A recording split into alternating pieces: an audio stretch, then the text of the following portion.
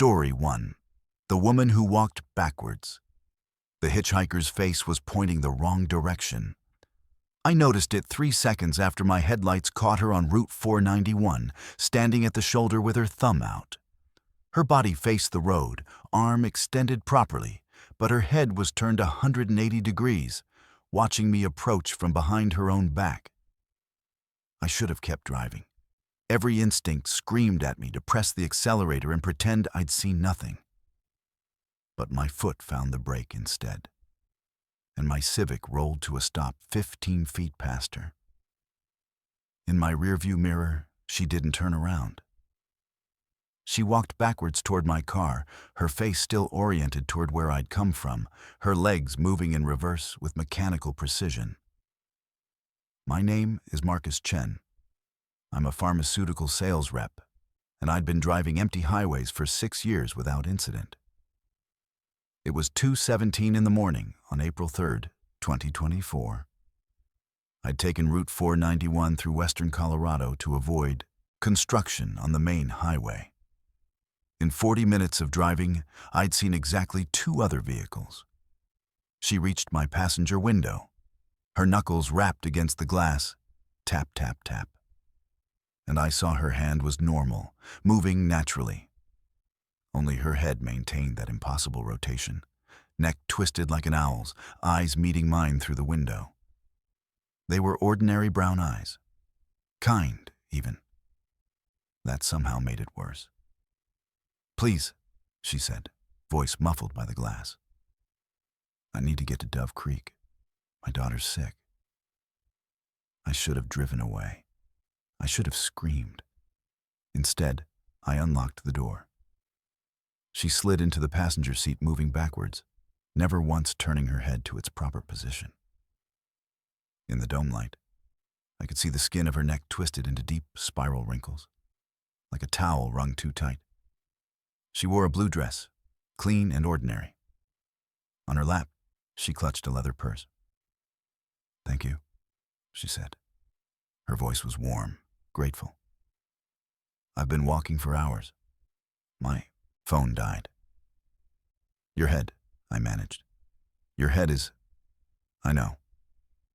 She smiled, and it was a normal smile, just oriented wrong. "I was in an accident 2 days ago. Rollover on Highway 160. They said my neck broke in 4 places, but I woke up like this in the hospital. The doctors couldn't explain it. I left before they could do more tests." She spoke casually, as if describing a sprained ankle. My hands were shaking on the steering wheel. "Dove Creek is 32 miles, I said. "I can take you that far." "I appreciate it. I just need to get home to Emma. She's only 7. I pulled back onto the highway. In my peripheral vision, I could see her head tracking backwards through the rear window, watching the road disappear behind us. Her body sat forward normally, hands folded over her purse. The wrongness of it made my stomach clench. "What's your name?" I asked, desperate for something normal to focus on. "Miranda," she said. "Miranda Voss. What's yours?" "Marcus." "That's a good name. Strong." We drove in silence for 3 minutes. The highway was perfectly straight, cutting through scrubland that looked black in the darkness. No lights except my headlights. No other cars. Just the 2 of us and that endless white line. "Do you have children, Marcus?" she asked. "No, not yet. They change everything. Before Emma, I was scared of dying. Now I'm only scared of leaving her alone." Her voice caught. "That's why I had to leave the hospital. She needs me." Something in her tone made me glance over. Tears were running down her face, but they were running wrong, flowing upward from her eyes toward her hairline, defying gravity. They gathered at her scalp and dripped onto the headrest behind her. "Miranda," I said carefully, "maybe you should have stayed at the hospital. They wanted to keep me. Said I was a medical miracle, but I heard them talking when they thought I was asleep." Her hands tightened on her purse. They wanted to study me, take me apart to understand how I survived. I couldn't let them do that. Not when Emma needs me. I'm sure they just wanted to help. Look at me, Marcus. She turned her body 90 degrees in the seat, so her backwards head faced me directly. Look at what I am. Do you think they'd ever let something like me go home? Her neck twisted further as she moved, the spiral of flesh becoming tighter. I heard something creak inside her throat, cartilage grinding against itself. I'm a mother first, she continued. Whatever else I am now, I'm Emma's mother. I need to make her breakfast. I need to braid her hair. I need to read her bedtime stories. I need to... She stopped. Her eyes, still kind and brown, were suddenly fixed on something through the rear window. Marcus, she whispered. There's something following us. I checked the rearview mirror.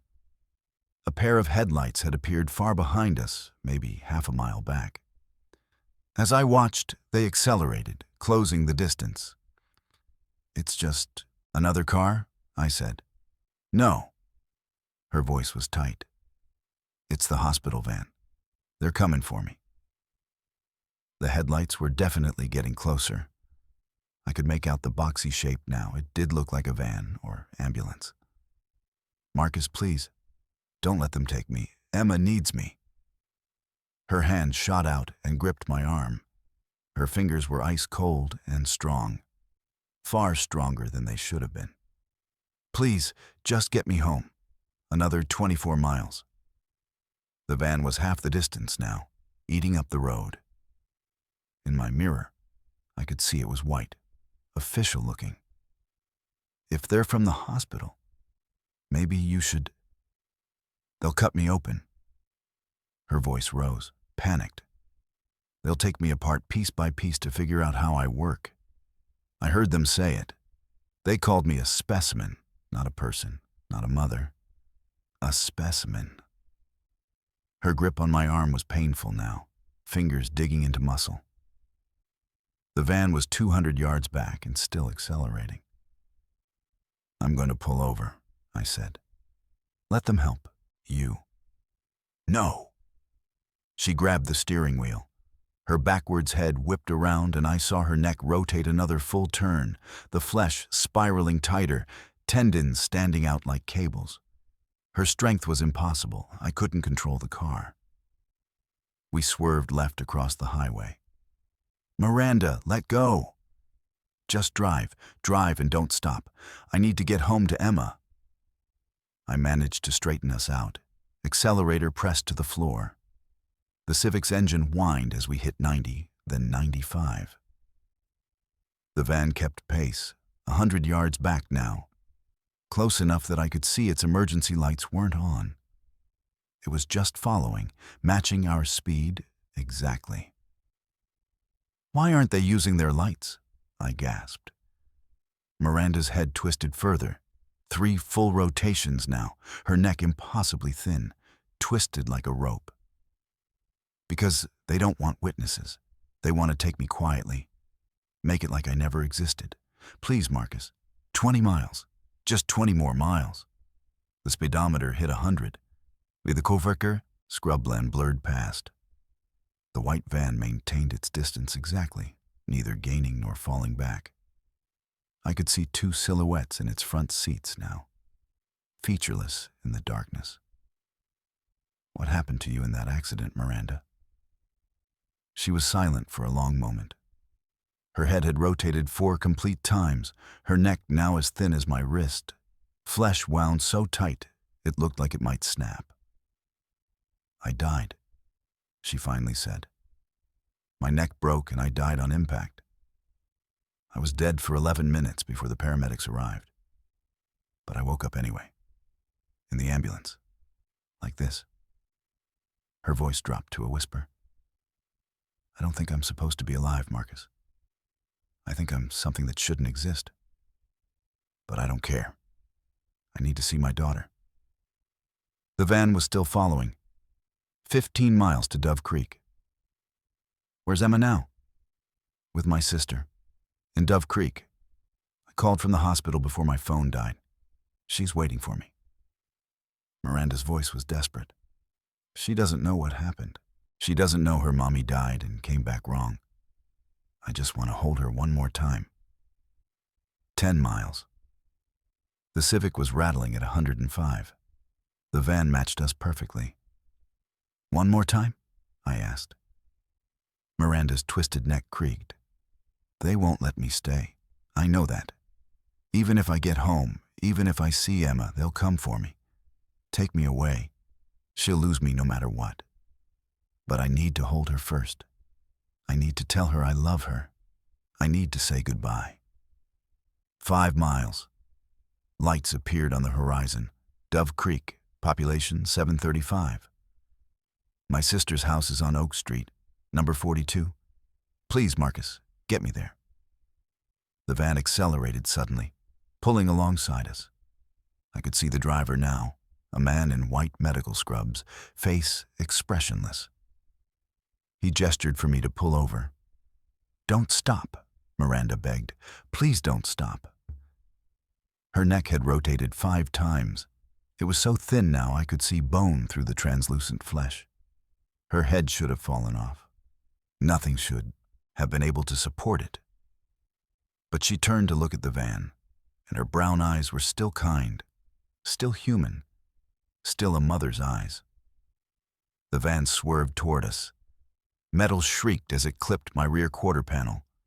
The Civic fishtailed, but I kept control. 2 miles. Almost there, I said. Miranda reached into her purse.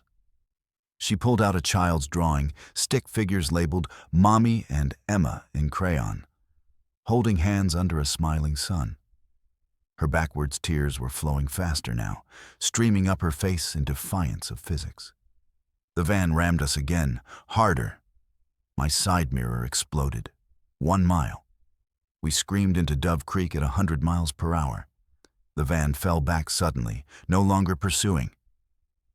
In my mirror, I saw it slow and stop at the town limits, idling there, watching. Why did they stop? I asked. Witnesses, Miranda said. They can't take me in front of witnesses. Turn left here, Oak Street. I turned. The street was dark, houses sleeping. Number 42 was a small ranch home with a porch light on. Stop here, Miranda said. I pulled to the curb. Miranda's hand released my arm finally. Her neck had rotated 6 full times. It was impossibly thin now, no thicker than a pencil, spiraled so tight it looked like black rope. Her head should have been impossible to hold up. Thank you, Marcus. You're a good person. She opened the door and stepped out, moving backwards onto the sidewalk. Her body walked normally toward the house in reverse, legs moving the wrong direction, while her head stayed locked in its backwards position, eyes on me. Miranda, wait. What are you going to do? She reached the porch. With her body still facing away, she knocked on the door. After a moment, the door opened. A woman appeared, maybe 40 with Miranda's eyes. She gasped, hand flying to her mouth. Miranda? Oh my God. They said you were... What happened to your... Is Emma awake? Miranda asked. She's sleeping, but... Miranda, your neck... I need to see her. Just for a moment. Please, Diane. Diane stepped aside. Miranda walked backwards into the house, and the door closed behind her. I sat in my car, engine idling, for 7 minutes. Behind me, at the town limits, I could see the white van still waiting. The front door opened. Diane stumbled out onto the porch, phone pressed to her ear, face white. She was screaming something about calling an ambulance, about Emma, about, wake up, please wake up. Miranda appeared in the doorway behind her. Her neck had rotated 7 complete times. It was so thin now it was nearly invisible in the darkness. just a black thread connecting her backwards head to her body. She was holding something small and blonde against her chest. Emma. The little girl wasn't moving. Miranda looked directly at me. Her kind brown eyes were empty now. Dead. Just like the rest of her. She wanted to come with me. Miranda called across the lawn. Her voice sounded hollow, distant. She was sleeping, and I held her. And I told her how much I loved her. I told her we'd never be apart again. And she wanted to come with me. She turned her head to look at me, and she just kept turning it, and now. Diane's screaming cut her off. The white van's engine roared to life behind me. Miranda smiled. She walked backwards off the porch, still holding Emma's limp body. The little girl's head lolled at an angle that made my vision swim. As Miranda reached the street, her neck finally snapped, the pencil-thin strand breaking with an audible crack. Her head dropped off her shoulders. But she didn't fall. Her body kept walking backwards, headless, cradling Emma against her chest. Her head lay on the sidewalk behind her, eyes still open, still watching, that kind smile still frozen on her face. The white van screeched to a stop. The men in scrubs jumped out, running toward Miranda's headless body. I drove away. I drove until I hit the main highway. Then I drove another 4 hours, without stopping. I never filed a police report. I never told anyone what I saw. 3 weeks later, I found a news article online. It was brief. A woman named Miranda Voss and her daughter Emma, aged 7, had died in a car accident on Highway 160 in Colorado. Funeral services were held on April 5th. They were buried together. The article was dated April 1st, 2024. 2 days before, I picked Miranda up on Route 491. I drive different routes now. I never stop for hitchhikers. And sometimes, late at night on empty roads, I check my rearview mirror and wonder if the person in my back seat is facing the right direction. I never turn around to verify. I'm too afraid of what I might teach them. Story 2. The man who paid in teeth. The hitchhiker held out his payment before I could even tell him no. 7 human teeth in his palm, roots still attached, bits of pink gum tissue clinging to the enamel. They were fresh. "For gas," he said. His smile showed gaps where those teeth used to be. I'd pulled over because his sign said veteran, and because it was 104 degrees in the Mojave, and standing on the shoulder of Highway 127 in that heat was a death sentence. My name is Teresa Kovac. I'm a long-haul trucker running routes between Vegas and Barstow. I've given rides to maybe 50 hitchhikers over 12 years. This was different. "I don't want your teeth," I said through my window. "Everyone wants teeth." He said it matter-of-factly, as if this were common knowledge. Teeth are payment. Teeth are currency. Teeth are the only thing that matters. He was maybe 55. Weathered face, desert-worn clothing, military surplus backpack. His eyes were clear and sane, which somehow made it worse. He spoke like a man discussing the weather. "Look, I can give you a ride, but I don't need... I pay my way." He stepped closer to my truck. "I have 37 teeth left. Well, 30 now. I pulled these 7 last night.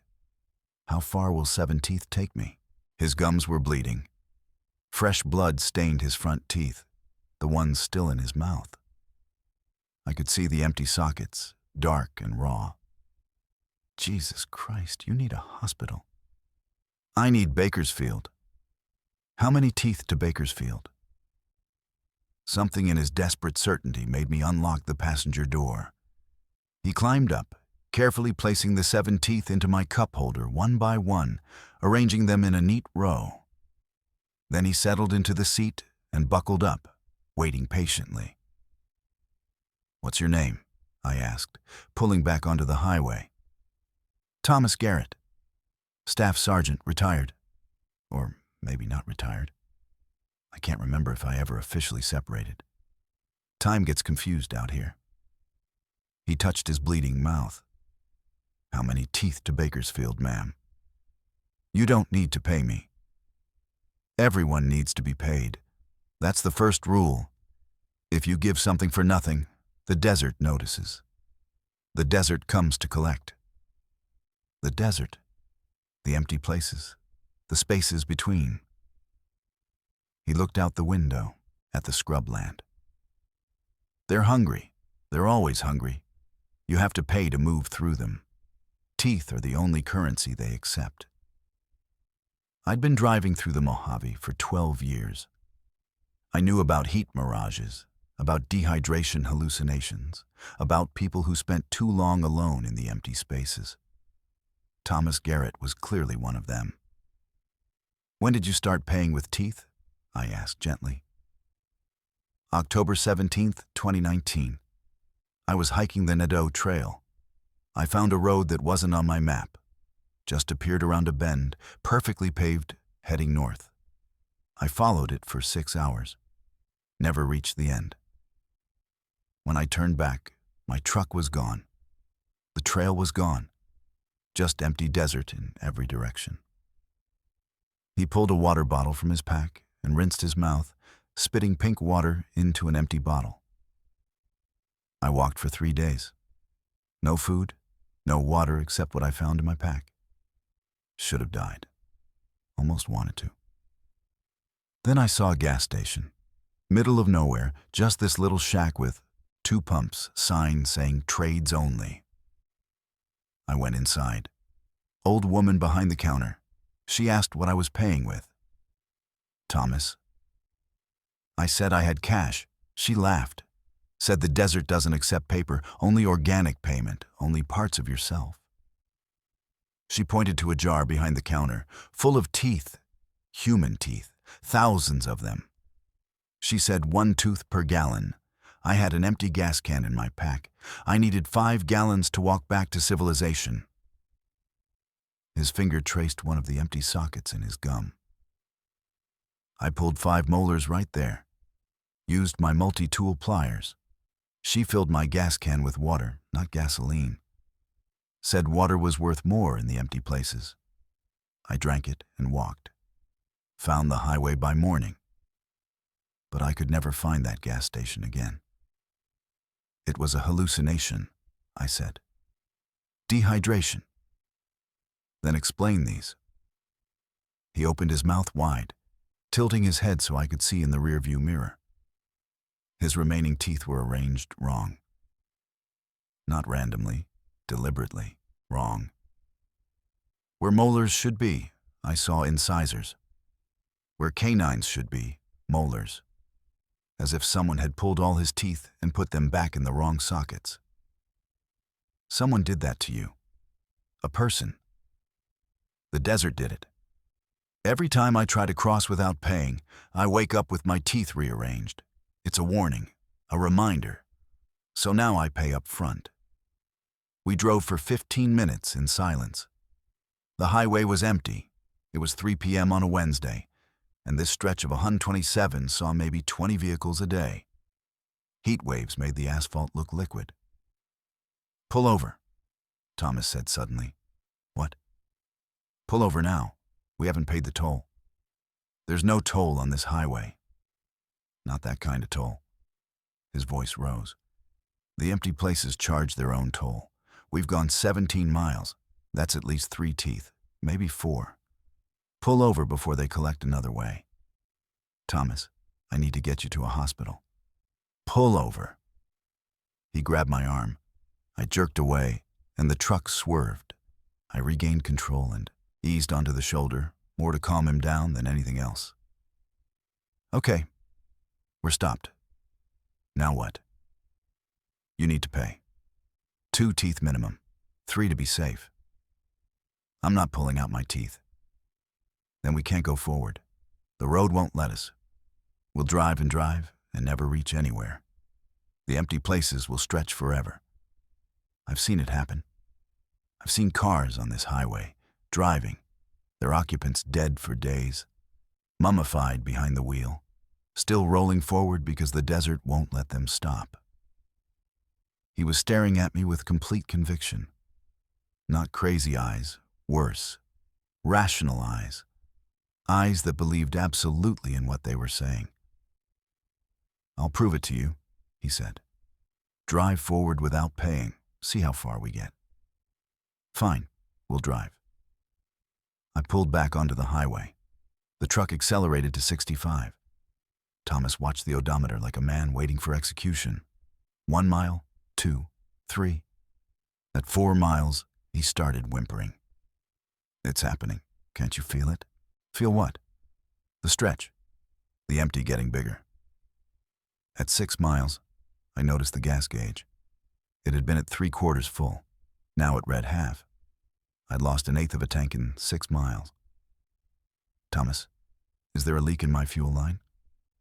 "The desert is drinking it. It's collecting payment." 8 miles, 1/4 tank. "This isn't possible." 10 miles, everything will be gone. The gauge dropped to 1/8. The low fuel light came on. I'd had 3/4 of a tank, roughly 150 miles of range. Now I had maybe 30 miles left after driving only 8.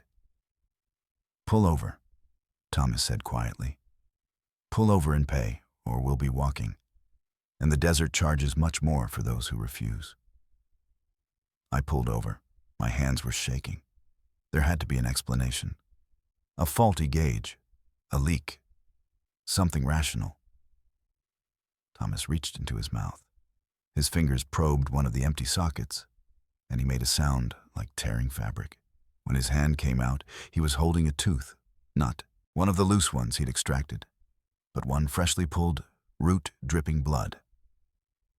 "One for you," he said, placing it on my dashboard. "One for me."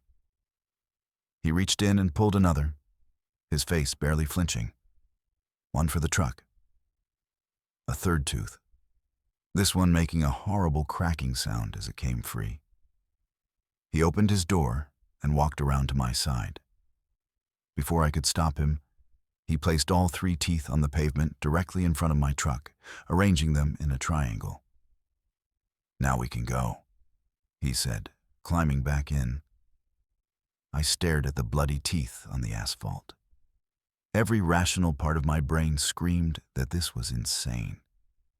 But the fuel gauge was still hovering at 1/8 of a tank, and the next gas station was 40 miles away, and the desert stretched endless and empty in every direction.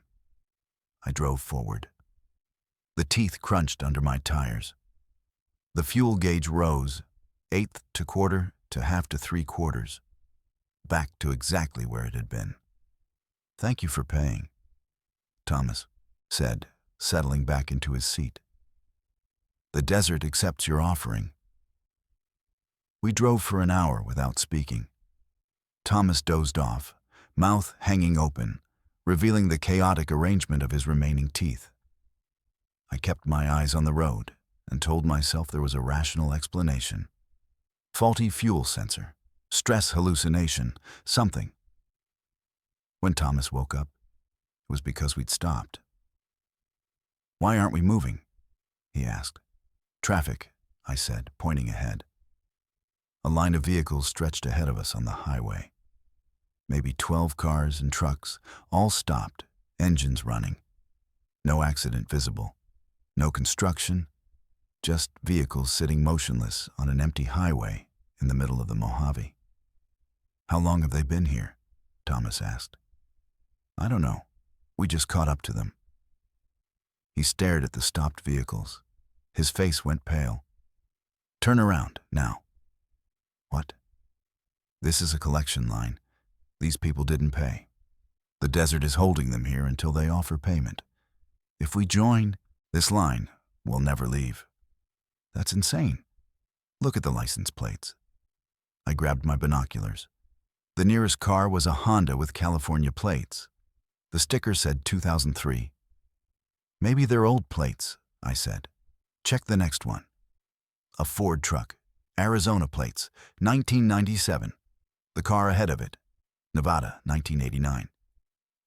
Drive around them, Thomas said. Off-road. Don't join the line. I can't take a rig off-road. Then pay the toll for all of them.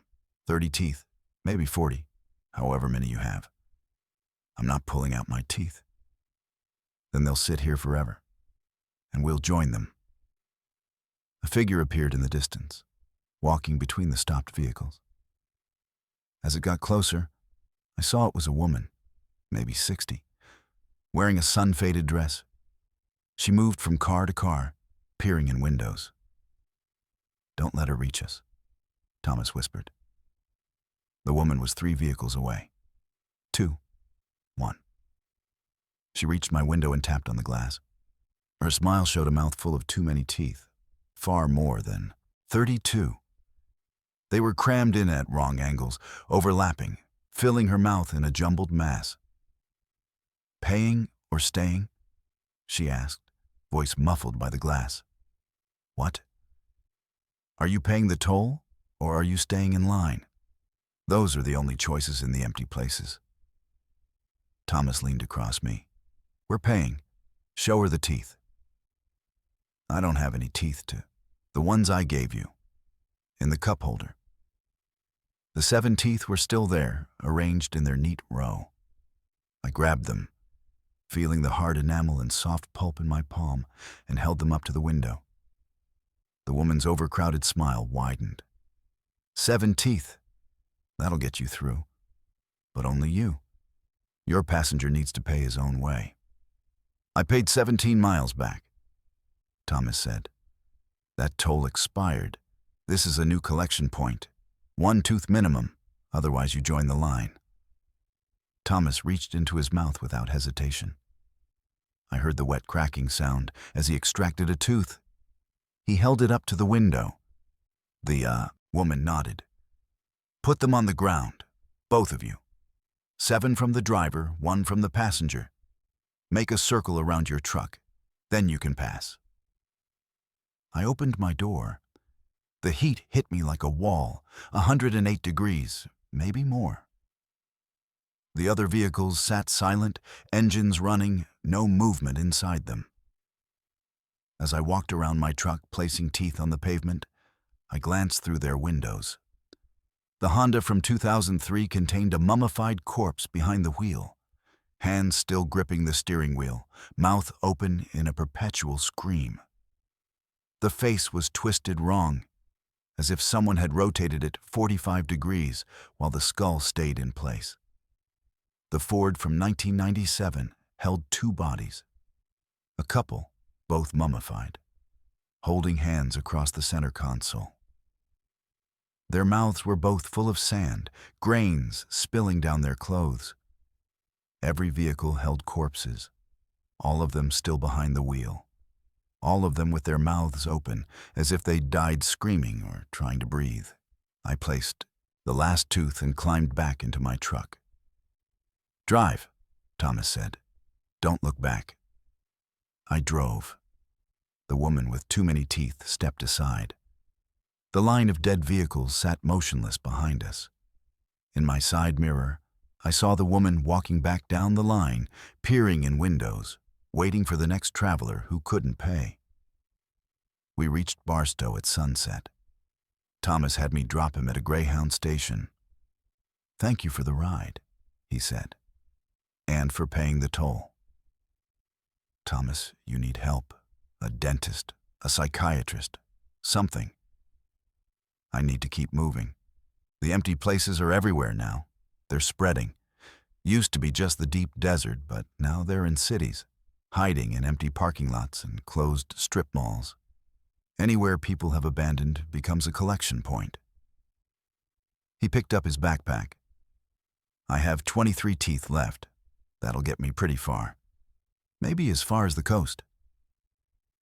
What happens when you run out? He smiled, showing his chaotic mouth. Then the desert gets to rearrange more than just my teeth. I've seen it happen. People who refuse to pay, who fight the toll, they get rearranged. Arms where legs should be, eyes on the back of their head, organs on the outside. The desert doesn't kill you. It just makes you wrong." He climbed out of the truck and closed the door. I drove away. I made it 3 blocks before I checked my fuel gauge. Full tank. I'd gained fuel instead of losing it. I reached up to touch my mouth, running my tongue across my teeth. They were all there. All 32. But when I looked in my rearview mirror and smiled, I saw they were arranged wrong. Not dramatically, just slightly off. The lateral incisor where the central should be. The first premolar where the canine should sit. I pulled over and touched each tooth, confirming what I saw. They'd been moved, rearranged while I drove. That was 4 months ago. Every week, I wake up, and my teeth are in different positions. Not random, deliberately repositioned. A reminder, maybe. A warning. The desert is patient. It's collecting payment in installments. I don't pick up hitchhikers anymore, and I avoid empty roads. Because Thomas was right. The empty places are spreading. Last week, I took a wrong turn in Phoenix and ended up in an abandoned strip mall. The parking lot stretched for miles, far larger than it should have been. In the distance, I saw a toll booth that wasn't on any map. I drove in the opposite direction. I didn't stop to check what they were charging. I have 32 teeth. That's a finite number. I've done the math. At 1 tooth per week, I have 32 weeks before I run out. I don't know what happens after that. But sometimes I pass those old vehicles on Highway 127, and I understand I'm looking at my future. Still driving, still moving forward, but wrong in some fundamental way that can't be undone. The desert is patient, and everyone pays eventually. Story 3. The girl with yesterday's newspaper. She was reading tomorrow's obituaries when I stopped. The date on the newspaper was August 14th, 2024. My dashboard clock said August 13th, 2024, 11:47 p.m. "That's not possible," I said through my window. She looked up from the paper. 16, maybe 17, with dark hair and eyes that seemed too old for her face. She was sitting on her backpack at the side of Interstate 80, somewhere in the empty stretch between Wendover and Salt Lake City. The kind of place where stopping after midnight is asking for trouble. "You're right," she said. "It's not possible. But here it is anyway." She held up the newspaper so I could read the headline. 7 die in collision on I-80. My name is Daniel Torres. I'm a medical device sales rep, and I'd been driving for 16 hours. I should have kept going. Should have convinced myself the date on her paper was a printing error. Instead, I unlocked my doors. She climbed into my passenger seat, bringing the paper with her. Up close, I could see it was a real Salt Lake Tribune with tomorrow's date, August 14th, printed clearly at the top. The paper was fresh, ink still slightly tacky. "How did you get tomorrow's paper?" I asked. "I bought it at a gas station about 40 miles ahead of here, or behind here, depending on which direction you're going in time." She folded it carefully. "I'm Cassandra, and yes, I know how that sounds. My parents had a sense of humor. I'm Daniel. I know. It says so in the obituaries." She opened the paper to the death section. Her finger pointed to a name. Daniel Torres, age 34.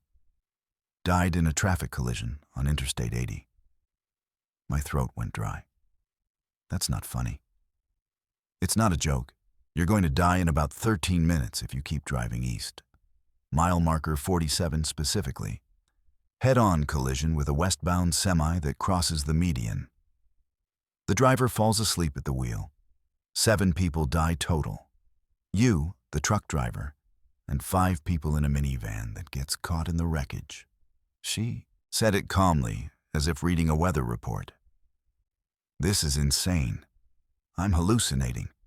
I've been driving too long. You're not hallucinating. You're Daniel Torres from Reno. You're driving to Salt Lake City for a conference. You had coffee at a truck stop 4 hours ago, and you called your wife at 9 p.m. to tell her you'd be late. Her name is Maria. She's 7 months pregnant. I hadn't told her any of that. I'd been alone in my car for hours. How do you know?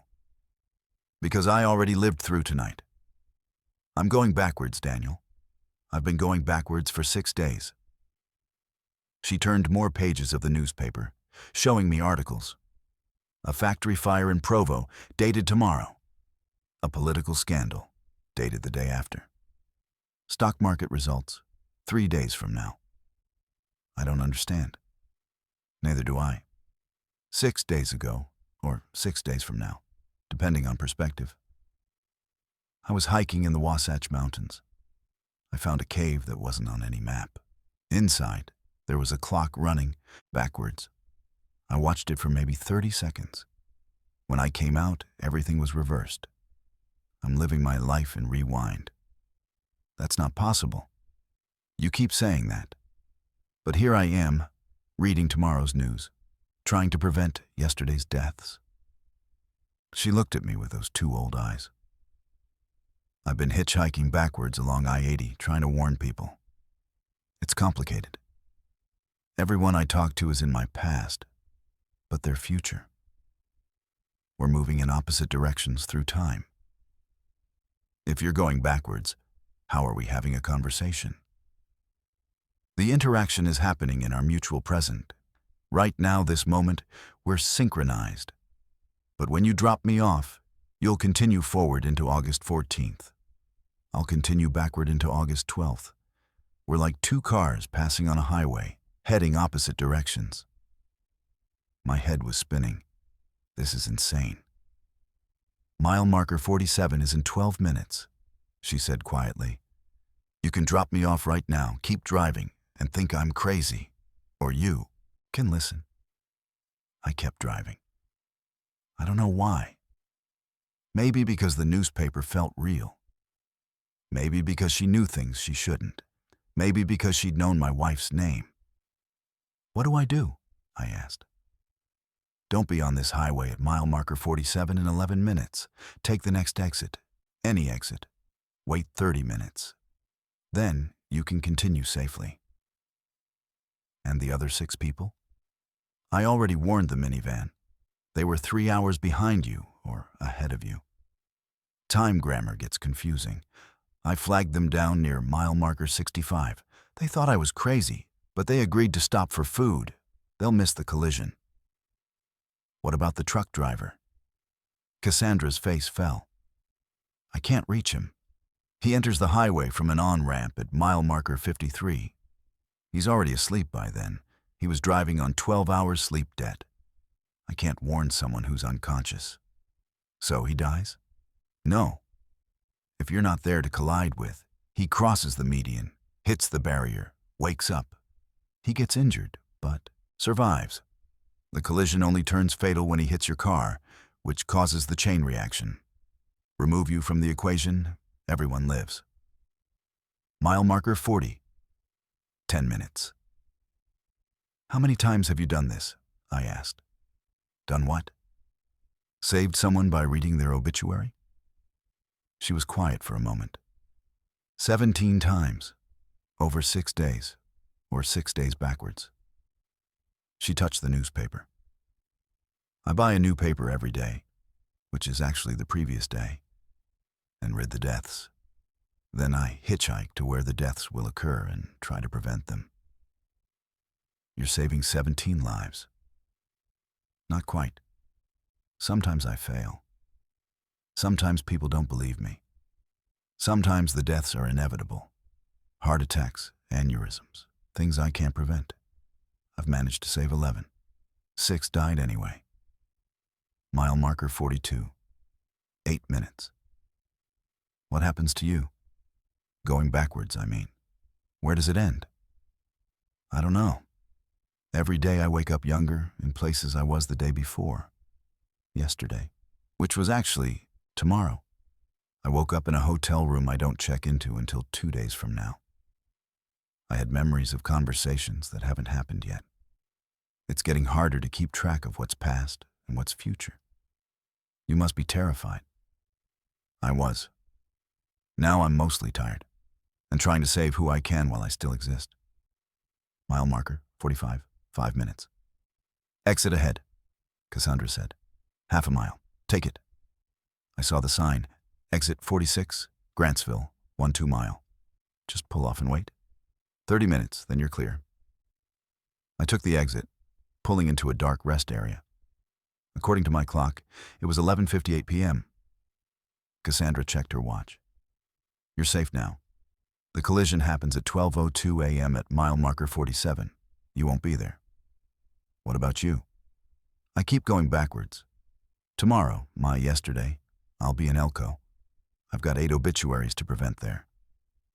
Cassandra, you need help. Real help. If what you're saying is true, Daniel. She put her hand on mine. Her skin was cold. I know how this sounds. But in 12 hours, you'll check the news. You'll see the story about the semi-driver who fell asleep, crossed the median at mile marker 47, and miraculously only injured himself. You'll see that 7 people were supposed to die, but only the truck driver was hurt. And you'll know I was telling the truth. How do I help you? You can't. I'm unstuck in time. I'm living backwards until I reach whatever moment caused this. Maybe when I get back to that cave, back to that clock, I'll stop. Or maybe I'll just keep going backwards forever, getting younger, until I unlive my entire life and disappear. She opened the car door. The night air was cold for August. Thank you for believing me enough to stop, she said. Most people don't. They drive on. They die. Wait, the newspaper. Can I see it? She hesitated, then handed it to me. I checked the date again. August 14th, 2024. I flipped to the obituaries. There was my name listed among the dead. But as I watched, the ink began to fade. The letters blurred, then disappeared. My name vanished from the page. It's changing, I said. Because you changed it. You're not going to be there. Time is correcting itself. She smiled, the first genuine smile I'd seen from her. That's how I know it works. When I save someone, their name disappears from the obituaries. The timeline adjusts. She took the newspaper back and turned to leave. Cassandra, wait. Give me your number. Let me help you figure this out. My phone doesn't work anymore. The calls I make haven't been received yet. The messages I send arrive before I write them. I'm disconnected. She walked toward the road. But thank you, Daniel. Go home to Maria. Be there when your daughter is born. That happens in 7 weeks. I read the birth announcements. How do you know it's a daughter? Because I'm reading the past, which is your future. Her name is Elena. She's beautiful. She walked away into the darkness. I sat in my car, watching her silhouette disappear. My clock changed to 12:02 a.m., August 14th. Somewhere on I-80 at mile marker 47, a truck driver was crossing the median and hitting a barrier instead of my car. I waited the full 30 minutes, then drove home. I didn't continue to Salt Lake City. I turned around and drove straight back to Reno, to Maria, to safety. The next morning, I checked every news site.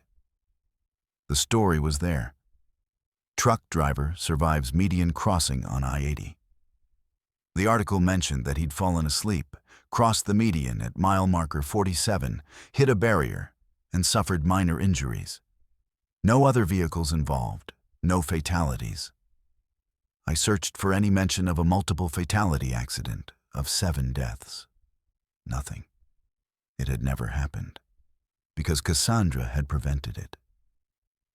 I tried to find her.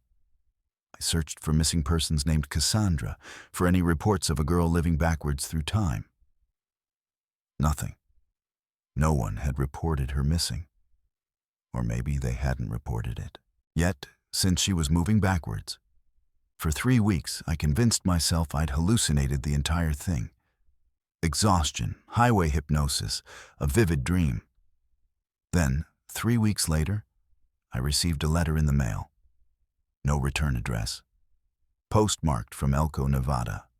Dated August 7th, 6 days before I'd met Cassandra. Inside was a handwritten note.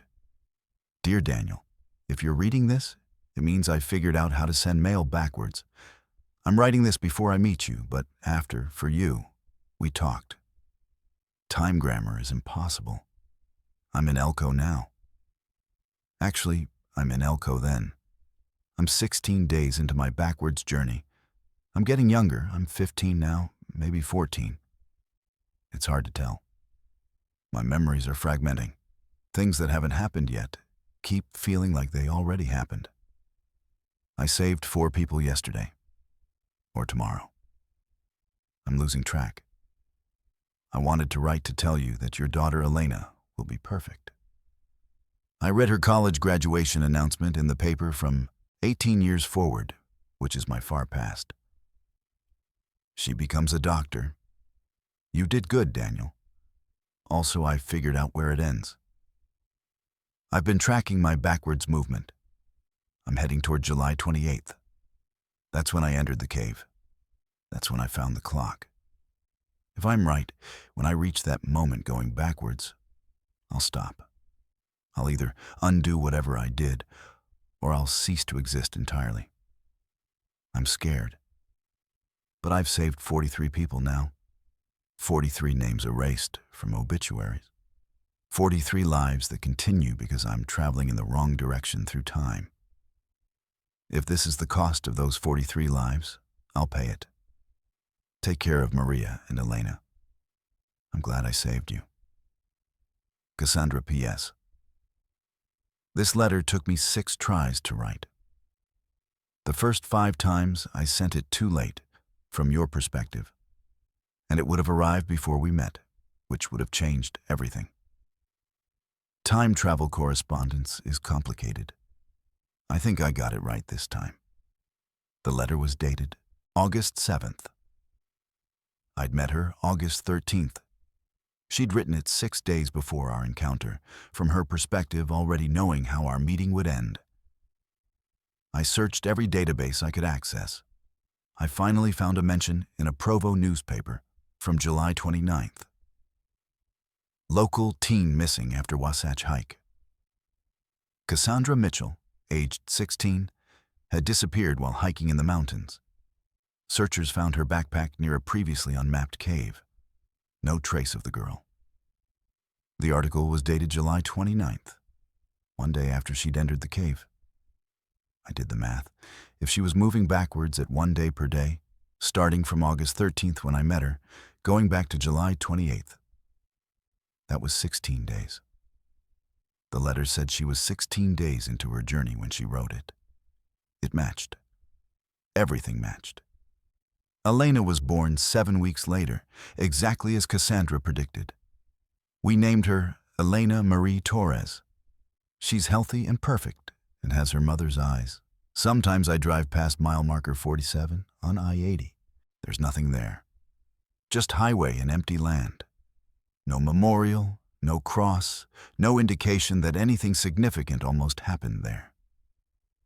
But I'm alive because of a girl moving backwards through time, saving lives by reading tomorrow's obituaries. 43 people owe their existence to her impossible journey. I hope she made it back to that cave. I hope when she reached July 28th, going backwards, she found peace. But sometimes I wonder if she's still out there, moving further into the past, getting younger, reading newspapers from last week and last month and last year, flagging down hitchhikers who haven't died yet, erasing names from obituaries that have already been printed. I wonder if there's a version of Cassandra in 2020 or 2015 or 2000, still saving lives, still moving backwards, still trying to undo deaths before they happen. I keep every newspaper now. I read the obituaries. Sometimes I see a name disappear between editions, ink fading from the page. And I wonder if somewhere, moving in reverse, Cassandra is still out there, still saving people, still traveling backwards, still alone in her impossible journey, living yesterday, while the rest of us move forward into tomorrow. Story 4. The 5 brothers who were one. They stood in a perfect line along Highway 93, thumbs out, identical faces watching my approach.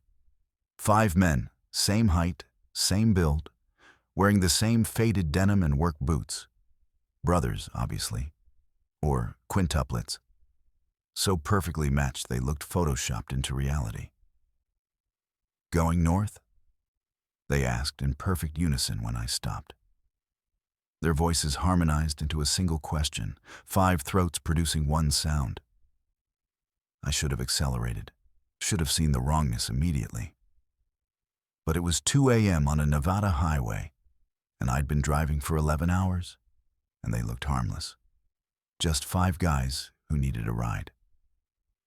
"I can take 3 of you," I said through my window. My van had 8 seats, but I'd loaded equipment in the back. 3 max. They tilted their heads simultaneously, exact mirror movements. "We don't separate," they said together. "Either all 5 or none." "I don't have room for 5. "We'll fit," they said. And somehow, when they climbed into my van, they did. I'm Jessica Reeves. I run a mobile veterinary service covering rural Nevada. I'd been to a ranch outside of Caliente treating a horse with colic, and I was driving back to Ely. Highway 93 through the emptiness of Lincoln County, 200 miles of nothing but sagebrush and darkness. The brothers arranged themselves in my van with impossible efficiency. 3 in the middle row, 2 in the back. But as I checked my rearview mirror, I couldn't quite track how they'd positioned themselves. My eyes kept sliding off them, unable to focus on individuals. "Names?"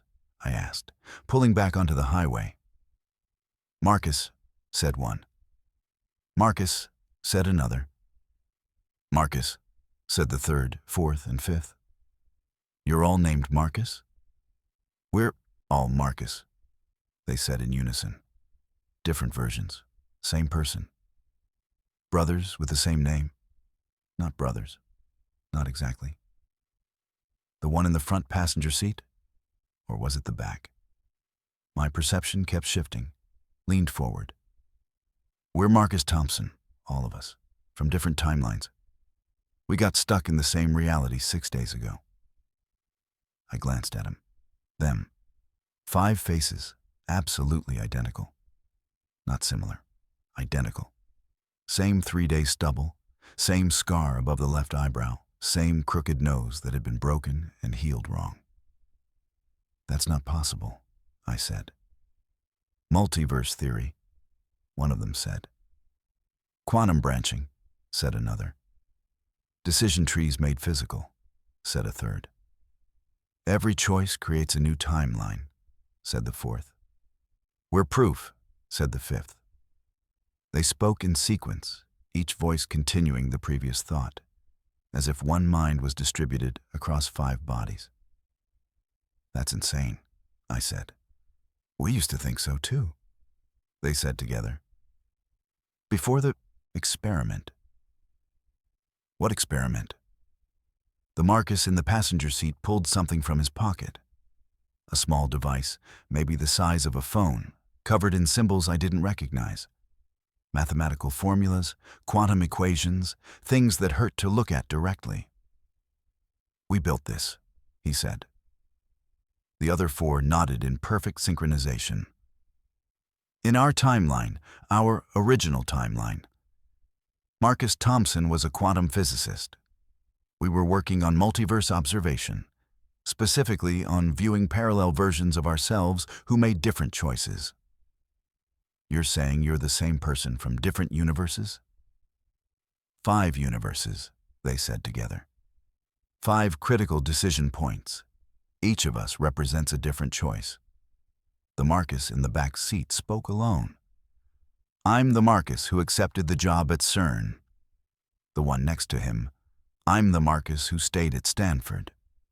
Middle row, I'm the Marcus who left physics entirely and became a mechanic. Next to him, I'm the Marcus who married Elizabeth. The passenger seat Marcus, I'm the Marcus who didn't. Okay, this is... Watch, they interrupted in unison.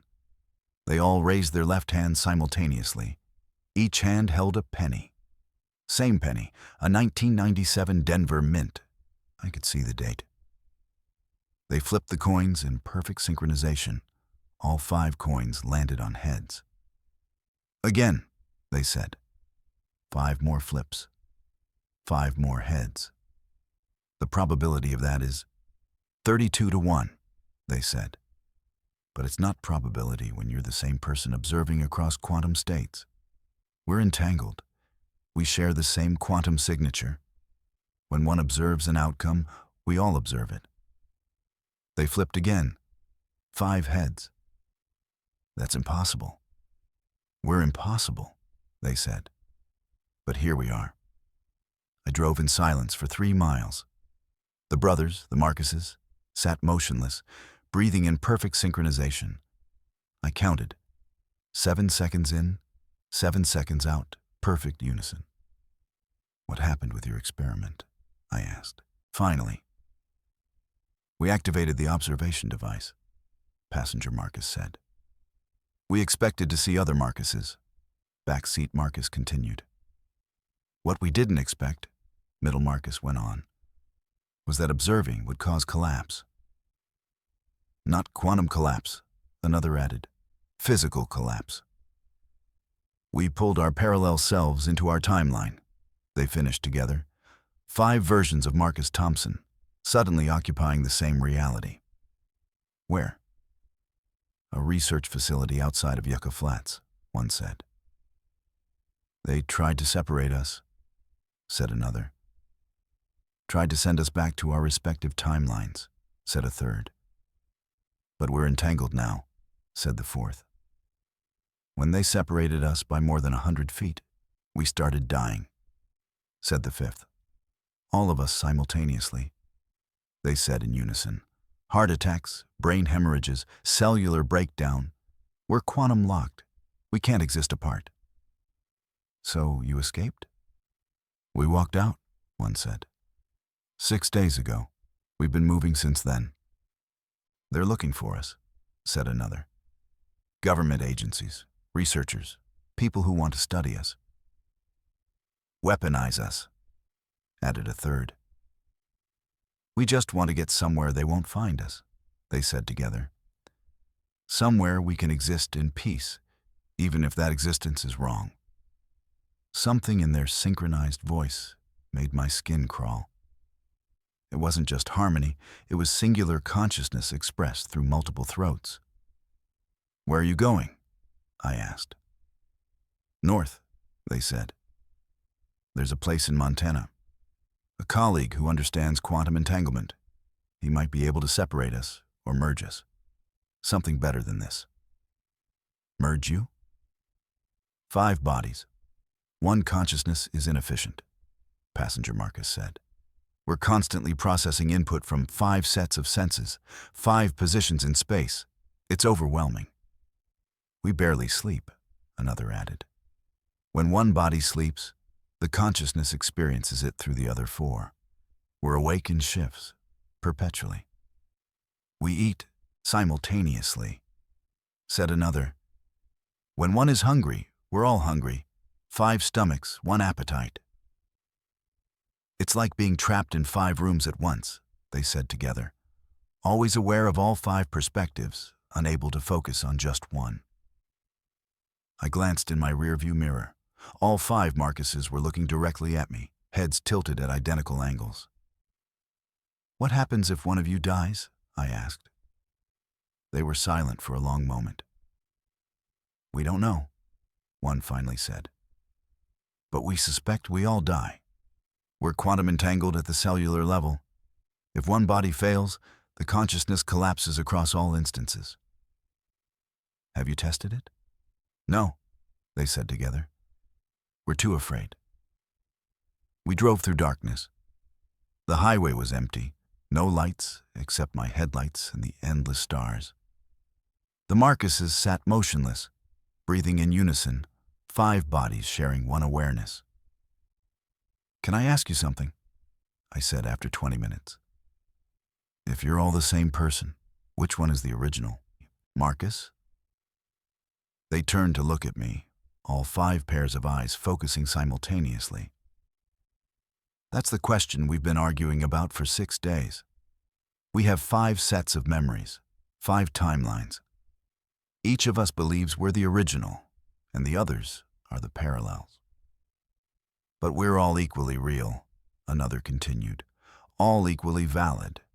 We all have complete histories, complete lives. We all remember being born, growing up, making the choices that led to this moment. We can't agree on which timeline is prime, said another. So we've stopped trying. We're just Marcus now. 5 bodies, 1 person, uncertain which version is the source. That must be maddening. It's like having 5 memories of the same moment, all slightly different. They said in unison. We remember our wedding, except only one of us married Elizabeth. We remember the CERN position, except only one of us accepted it. We remember becoming a mechanic, except only one of us left physics. 5 lives overlapping, converging, unable to separate which experiences belong to which body. Something ahead caught my attention. Headlights in my mirror, approaching fast. We have company, I said. The Marcuses turned simultaneously to look behind us. Their faces went pale in perfect synchronization. Black SUV? One asked. I checked. Yes, that's them, they said together. The facility. How can you tell? We've been running for 6 days. We recognize their vehicles. The SUV was closing distance, moving well over 100 miles per hour. They want us back. They consider us a failed experiment that needs containment. What do they want to do to you? Study us, separate us. If separation kills us, they'll study that too. The 5 Marcuses were all watching the SUV with identical expressions of fear. We're valuable data. Whether we're alive or dead doesn't matter to them. I'll speed up, I said, pressing the accelerator. They're faster, they said. And this is empty highway. Nowhere to hide. The SUV was 200 yards back now, still accelerating. I pushed my van to 90, then 95. The engine whined in protest. We're sorry, the Marcuses said together. We shouldn't have involved you. This is our problem. I'm not letting them take you. You don't have a choice, one said. None of us have choices anymore, another added. Choice is what created this, a third continued. 5 choices, 5 timelines, 5 versions, said the fourth. All converging into one impossible existence, said the fifth. The SUV pulled alongside us. Through its tinted windows, I could see silhouettes. 2 figures in the front seats. The passenger window rolled down.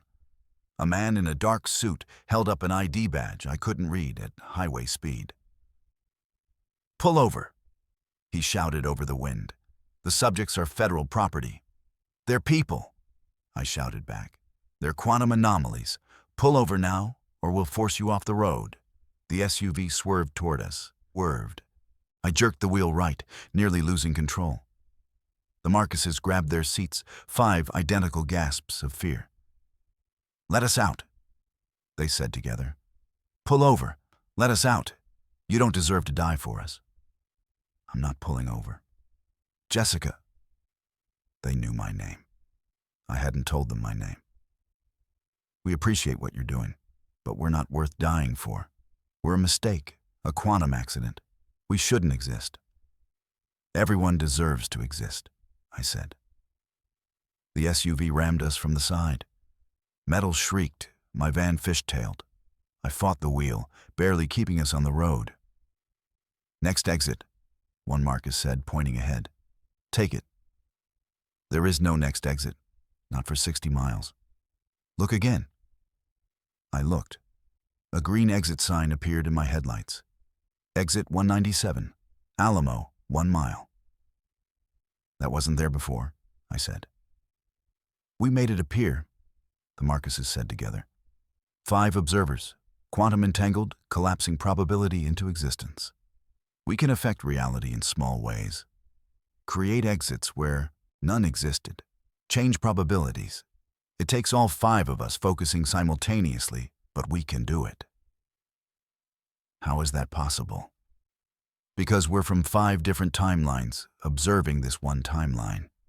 We're outside the normal rules, 5 quantum states superimposed. They leaned forward, all 5 pointing at the exit. "Take it, quickly." I took the exit. The SUV tried to follow, but something was wrong. The exit ramp seemed to shift as we took it, moving left when it should have gone right. The SUV overshot, unable to compensate, and screamed past on the highway. We emerged on a side road that definitely hadn't existed on my GPS. The Marcuses were all breathing heavily, synchronized but labored. "That took effort," they said together. "We can't do it again. Not for several hours. Maybe not at all. It's getting harder." "Why?" "We're deteriorating," one said. "The entanglement is breaking down," said another. 5 quantum states can't occupy one reality indefinitely," said a third. "We're collapsing," said the fourth. "Merging or dying, we're not sure which," said the fifth. I pulled off the road into darkness. Behind us, I could see the SUV's brake lights as it turned around on the highway. "How long do you have?" I asked. "Days, maybe hours." They spoke in unison, voice weaker now. "We're bleeding quantum coherence. Soon we'll either merge into one body or collapse into none. Which do you want?" They were silent for a long moment, 5 identical faces contemplating. "We don't know," one finally said. "Merging means 4 of us cease to exist," said another. "But those 4 were never meant to exist in this timeline anyway," said a third. "Collapsing means all 5 die," said the fourth. "But maybe we were never meant to exist at all," said the fifth. "Maybe the multiverse should stay separated," they said together. "Maybe pulling ourselves together was the mistake." The SUV's headlights appeared on the road behind us, searching. "I need to get you somewhere safe," I said. "There's nowhere safe for us," they said. "We're an impossibility. Reality itself is trying to correct us." But I drove anyway, following back roads through the darkness, the 5 Marcuses sitting motionless in my van, breathing in unison, 5 bodies sharing one fading consciousness. I never reached Montana. 2 days later, they called me from a hospital in Twin Falls, Idaho. One voice on the phone, not 5. "This is Marcus Thompson," the voice said. "I wanted to thank you for trying to help us." "What happened?" I asked. "Did you merge?" "Not exactly. One of us died. Heart failure, sudden.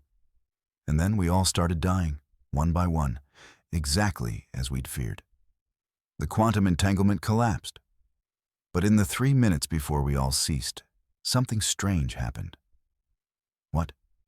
"We became one. Not in one body. We died in 5.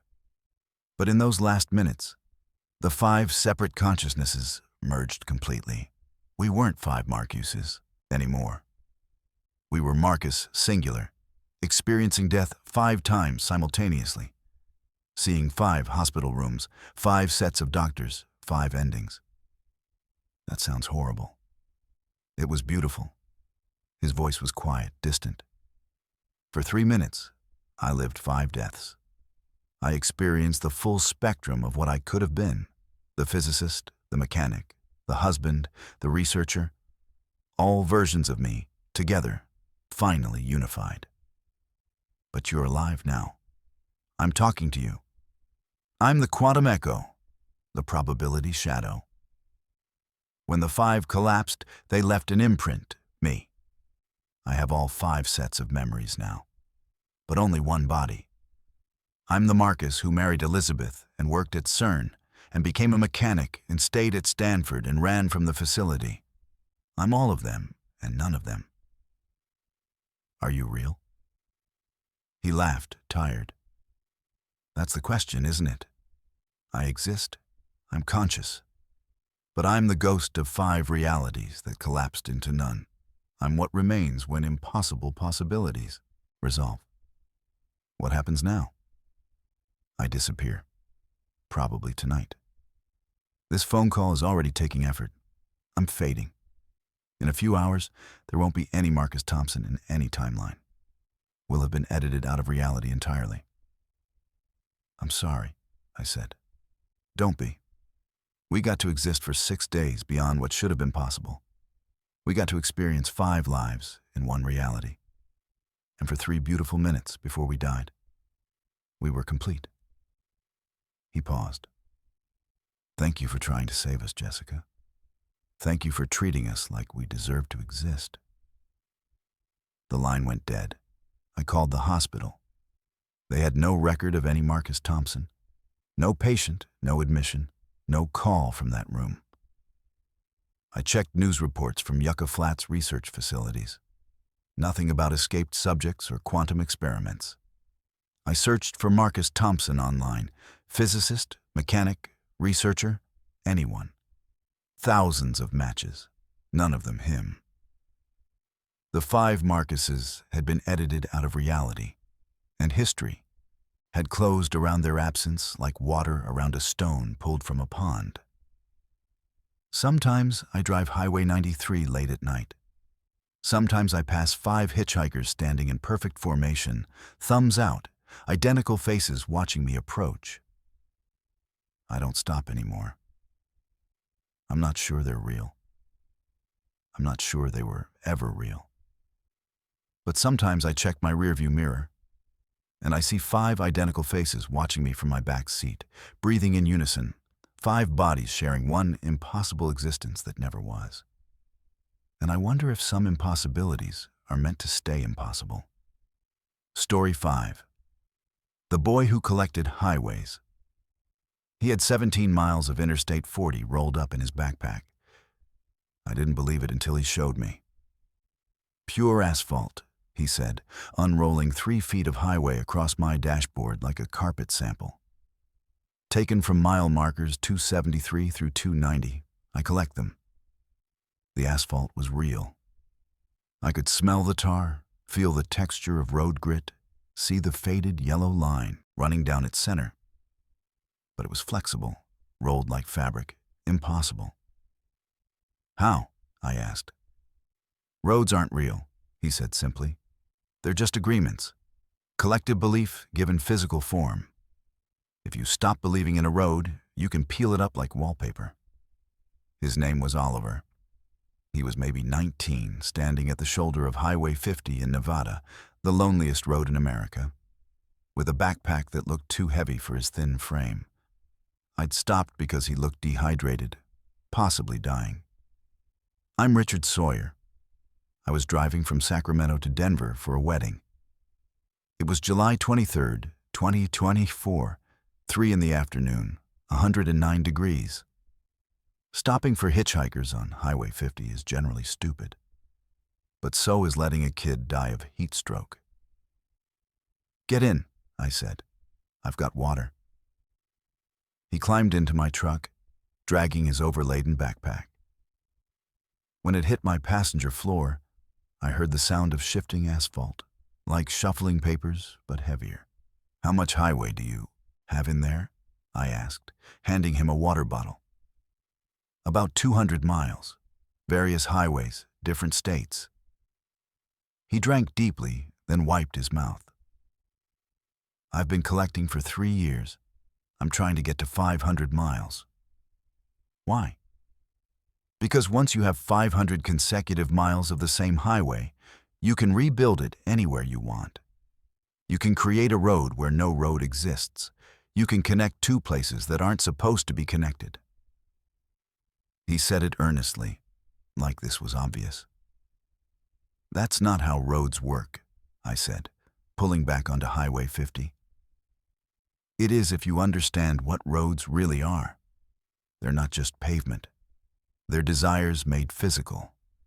Thousands of people wanting to get from point A to point B, their collective will creating a path. The asphalt is just the visible manifestation. You're saying roads are, what? Magical?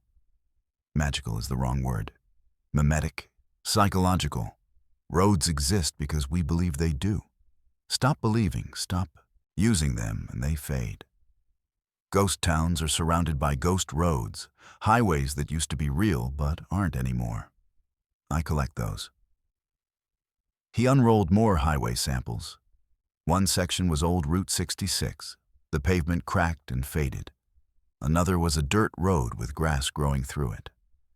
A third was a wooden plank road that looked 100 years old. These were all real roads once, Oliver said. But people stopped using them, stopped believing in them. They started disappearing. I found them just in time, still partially real, and peeled them up before they faded completely. Peeled them up. It's easy once you know how. You just stop believing the road is solid. Stop believing it's permanent. Treat it like a sticker on the ground and it peels right up. Roll it carefully and you can transport it. He was insane, obviously insane. But the asphalt on my dashboard was real, and the yellow line running down its center was paint, not printed, actual road paint. Show me, said. Peel up some of this highway. Can't. Highway 50 is too active. Too many people believe in it. You need abandoned roads or roads that only exist in certain conditions. What conditions? Night roads. Roads that only appear after midnight. Or weather roads. Roads that only exist in fog or rain. Or memory roads. Roads that only exist if you remember them from childhood. He rolled up the samples and put them back in his pack. I've collected sections from all of them. We drove for 40 minutes in silence. Oliver sat perfectly still, hands on his backpack, eyes on the road ahead. Every few minutes, he'd tilt his head, as if listening to something I couldn't hear. There's one coming, he said suddenly. One what? A collection opportunity. Pull over at mile marker 162. Why? You'll see. Just pull over. Mile marker 162 appeared. It was identical to every other marker, just empty highway stretching in both directions, scrubland and heat shimmer. But Oliver was already climbing out before I'd fully stopped. Look, he said, pointing at the road surface. I looked. At first I saw nothing unusual. Then I noticed it. A thin crack in the asphalt, manacum, running perpendicular to the highway, perfectly straight. As I watched, the crack widened. Not naturally, like erosion, but deliberately, like someone was pulling the road apart. It's separating, Oliver said. He knelt down and slipped his fingers into the crack. The asphalt bent upward like rubber. This section died, maybe a week ago. Some maintenance crew declared it officially closed, or maybe the state just forgot about this mile marker. Either way, the collective belief ended, and now it's coming loose. He pulled. The highway peeled up in a neat strip, 3 feet wide, the yellow line still visible. He rolled it carefully, his movements practiced. Help me, he said. Hold this end. I found myself kneeling on the highway, holding one end of rolled asphalt while Oliver peeled up more. It came away cleanly, like pulling tape off a surface. Beneath it was nothing. Not dirt, not ground. Just empty white space, like the default texture in a video game. What is that? I asked. The underneath. The space where nothing has been defined yet. Roads are reality written on top of it. Peel away the road, and you see the unmarked void. Oliver kept rolling. Don't look at it too long. Makes people uncomfortable. He was right. Looking at the white nothing beneath the highway made my stomach turn. It wasn't empty space, it was the absence of space, the void before something existed. Oliver collected 17 feet of highway before the section became solid again, too believed in to peel. He stuffed the rolled asphalt into his backpack and climbed back into my truck. "Thank you for helping," he said. "Most people can't perceive the separation. They look right at it and see solid road. Why can I see it? Because you believed me when I showed you the samples. Belief is all it takes. Once you accept that roads aren't permanent, you can see when they're coming loose." We drove on. I kept glancing at the road surface, looking for cracks, for separation points. Now that I knew what to look for, I saw them everywhere. Thin lines where the asphalt was detaching from reality, places where the highway was dying. "How many miles do you have now?" I asked. 214. I need 286 more for a complete 500-mile highway. Then I can rebuild it. "Where will you rebuild it?" "Somewhere it's needed. Somewhere people are stuck, unable to get from one place to another. I'll roll out my 500 miles and create a road where none existed." And then what? Then I start collecting again. 500 miles at a time, building roads in impossible places. Connecting what shouldn't be connected, making paths where no paths exist. That's insane. Maybe. But think about it. How many places are unreachable because no road goes there? How many communities are isolated because no one believed in them enough to build a highway? I can fix that. I can take discarded roads, forgotten highways, and give them new purpose. He pulled out a map, covered in marks and annotations. This is where I've collected so far. Route 66 sections from Arizona and New Mexico. Abandoned state highways from Wyoming and Montana. Old logging roads from Washington. Sections of the Pan American Highway that were officially closed, but still partially existed. I've got pieces of roads from 38 states. Where are you going now? Colorado. There's a section of Highway 40 near Rabbit Ears Pass that's been scheduled for demolition. They're removing a 10-mile stretch to build a new route.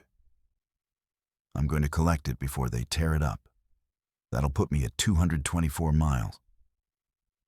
We drove into late afternoon.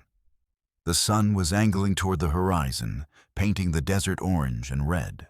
Oliver dozed off, his head against the window, backpack clutched protectively. I should have been thinking about the wedding I was driving to. Instead, I was thinking about roads, about how many I'd driven in my life, how many had disappeared while I wasn't looking. How many ghost highways existed, forgotten, slowly fading from reality because no one believed in them anymore. Oliver woke when the sun touched the horizon. "Stop," he said urgently. "What?" "Stop the truck, right now." I pulled over. Oliver was staring out the passenger window, eyes wide. "What is it?" I asked. "A night road. It's forming." I looked where he was looking. At first I saw nothing, just empty desert. Then, as the sun dipped below the horizon and true darkness began, I saw it. A road, appearing like a photograph developing. Not next to Highway 50, parallel to it, maybe 100 feet north, but in the same direction. It was old asphalt, faded and cracked, with no line markers.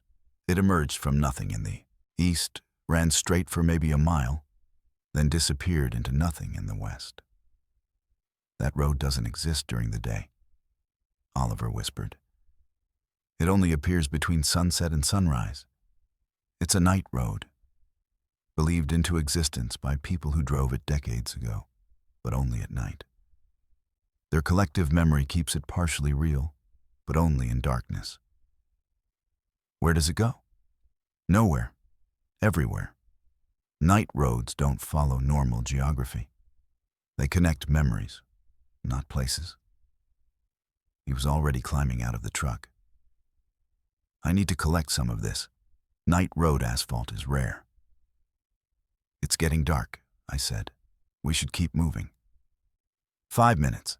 Please, I may never find this road again. He ran across the desert toward the phantom highway, backpack bouncing.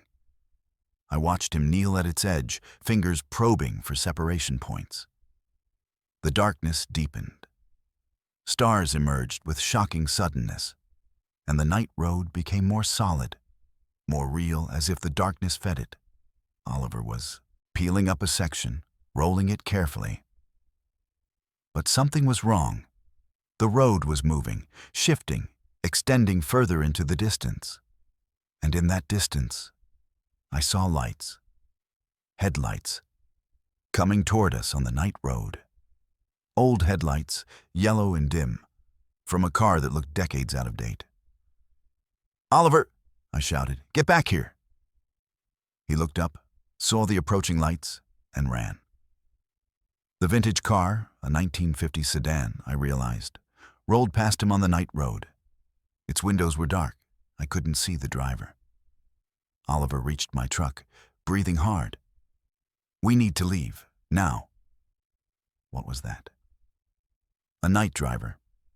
People who died on night roads, still driving them because they don't know they're dead. They only exist at night, repeating the same routes forever. He climbed in, slamming the door. "Drive. Don't look back." I drove. In my rearview mirror, I saw more headlights on the night road. Dozens of them, a procession of vintage vehicles driving a highway that didn't exist during the day, carrying drivers who didn't exist at all. "How much did you collect?" I asked. 6 feet. Enough. Oliver was carefully storing the rolled asphalt in his pack. Night road sections are powerful. They're kept real by memory alone, not current use. They're almost pure belief, made physical. What happens if you have enough night road? You can build a road that only some people can see. A road that exists for specific travelers, invisible to everyone else. A secret highway. Why would you want that? Because some people need to disappear. Some people need a road that takes them away from everything, a path only they can find. I could give them that. We drove until the night road disappeared behind us, swallowed by darkness. Oliver settled back into his seat, backpack between his legs, 214 miles of stolen highway at his feet. "Can I ask you something?" I said. "What happens when you reach 500 miles and build your new road? Will the original highways miss those sections? Will there be gaps?" "The highways I collect are already dead," Oliver said. "Already forgotten.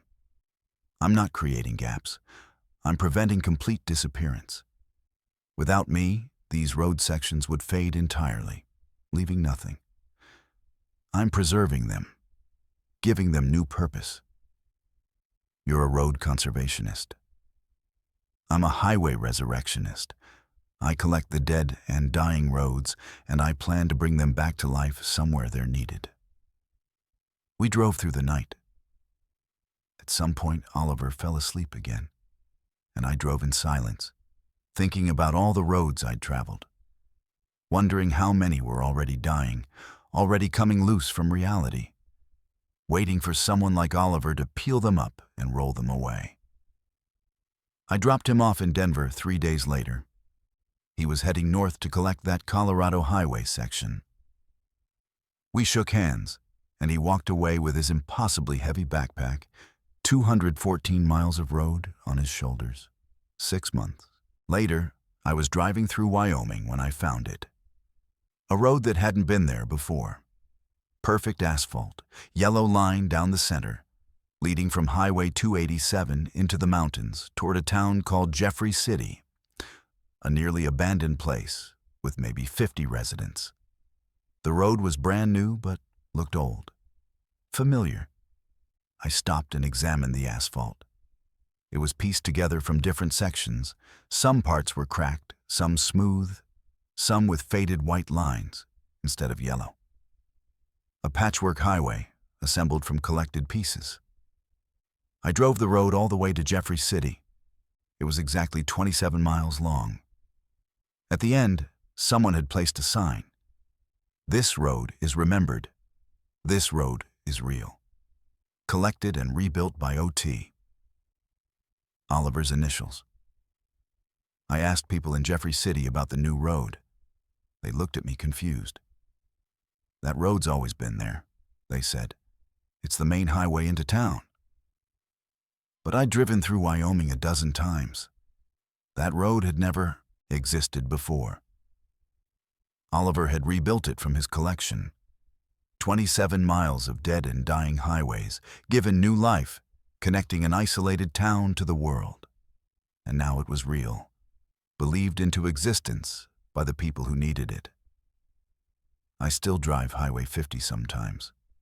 I look for cracks in the asphalt, for places where the road is separating from reality. I've seen a few. I've never tried to peel them up. But sometimes, late at night, I see a thin figure walking the shoulder, overladen backpack on his back, stopping to examine the road's surface, fingers probing for loose sections. I wave. He waves back. And he keeps walking, keeps collecting, building his 500-mile highway one dead road at a time. 214 miles when I met him.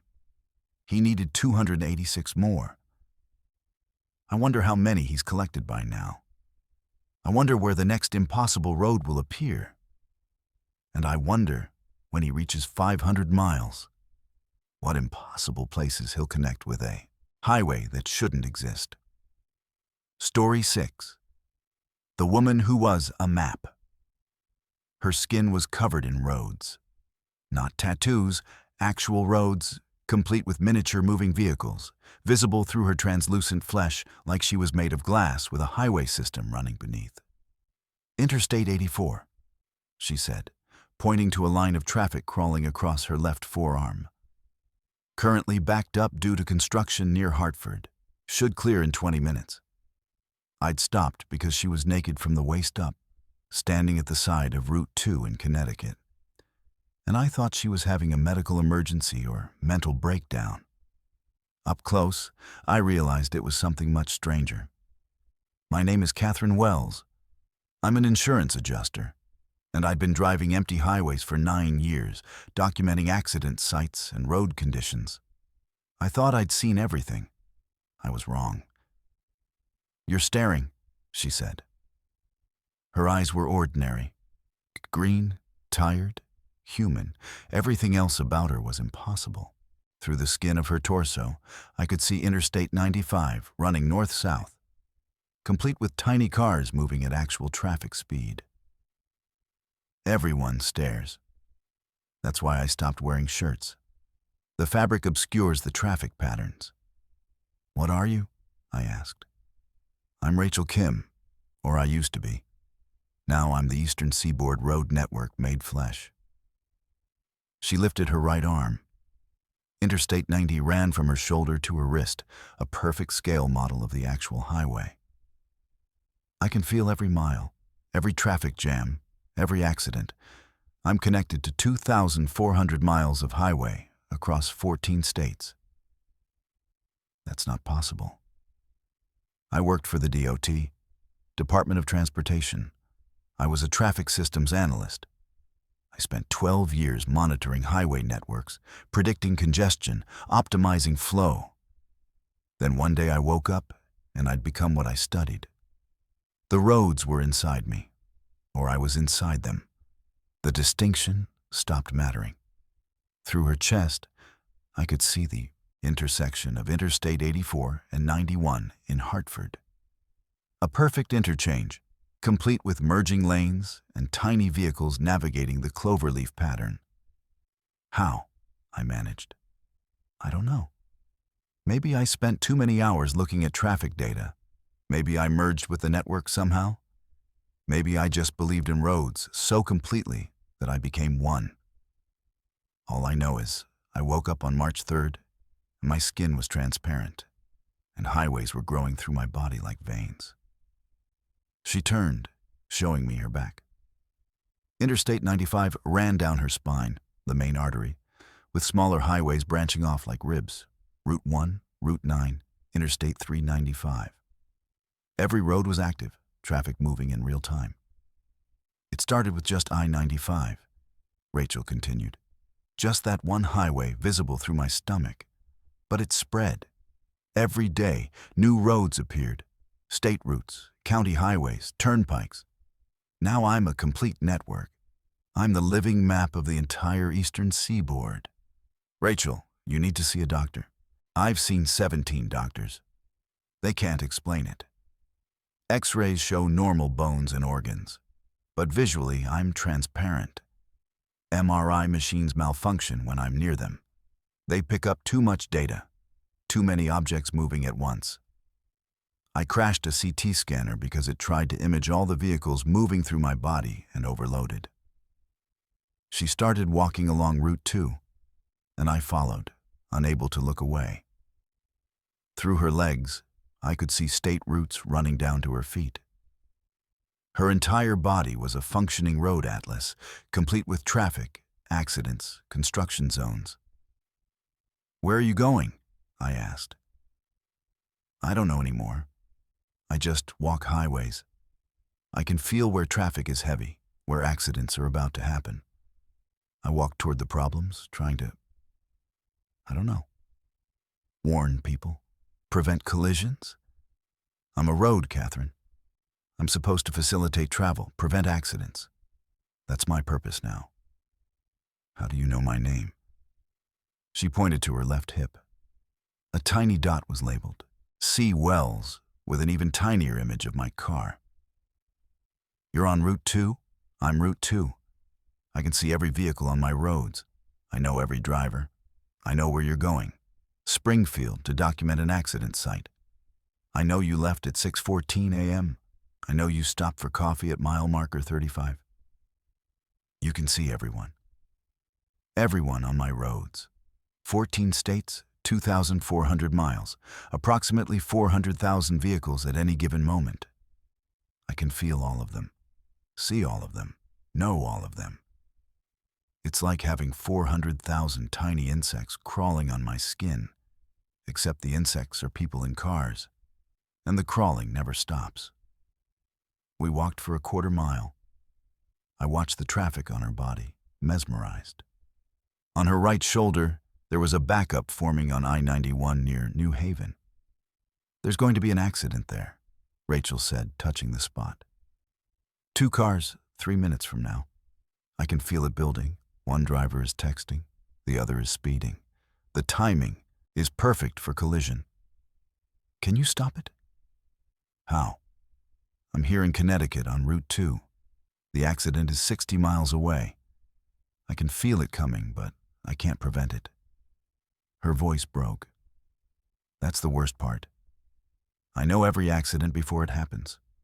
I feel every collision, every injury, every death on my roads. But I'm powerless to stop any of it. As we watched, 2 tiny vehicles on her shoulder collided. A minuscule flash of impact. Rachel gasped, her hand flying to the spot. That hurt. Not physically, worse. I felt the terror, the impact, the moment of realization. 2 drivers, both alive but injured. Ambulance arriving in 6 minutes. Tears ran down her face, and I saw they were tinted gray, like road water, like runoff. 400,000 vehicles, 43 accidents yesterday, 17 injuries, 2 deaths. I felt every single one. Rachel, you need to get off the road. Find help. I can't. I am the road. If I stop moving, the traffic stops. If I lie down, highways close. I tried once. I checked into a motel and tried to sleep. Within 2 hours, every highway running through my body had mysteriously closed. Police couldn't explain it. Traffic just stopped, like the roads had ceased to function. The moment I got up and started walking, everything opened again. She sat down at the roadside, and I sat next to her. Through her thighs, I could see the Merritt Parkway, a beautiful Art Deco highway running through manicured forest. I used to love roads, Rachel said quietly. I loved the engineering, the planning, the way highways connected people and places. I spent my whole career making traffic flow better, making travel safer. Now I'm trapped inside what I loved. I'm the road, and the road is me, and I can't escape. What do you want? I asked. I want to close. I want to put up barriers and orange cones and shut down permanently. I want the traffic to stop. But it won't. It can't. As long as I exist, the roads exist. And as long as the roads exist, people will drive them. We sat in silence for several minutes. I watched the traffic patterns on her body, the ebb and flow, the occasional collision, the constant movement of tiny vehicles through her translucent flesh. Can I show you something? Rachel asked. What? She pointed to her heart. Interstate 95 ran directly through it, the main artery of the East Coast, passing through her cardiac muscle. This is the most trafficked part of my body. Millions of vehicles per year. It never sleeps. Even at 3 a.m., there's traffic. Always moving, always flowing, always demanding I stay open. I looked closer. The tiny vehicles on I-95 were moving through her heart valves, passing through her chambers, exiting through her ventricles. Her heart had literally become a highway interchange. If I die, what happens to the roads? Rachel asked. If my heart stops, does I-95 close? Do 2,400 miles of highway cease to function? Do 400,000 travelers suddenly find themselves on roads that no longer exist? Rachel, I've thought about it. Every day I think about it. One step in front of a truck, one moment of decision, and I could end this. But I don't know if I'd be killing myself or killing the entire Eastern Seaboard highway system. I don't know if I'm Rachel who became a road, or a road that used to be Rachel. A truck passed on Route 2. Through Rachel's abdomen, I saw it appear on her skin.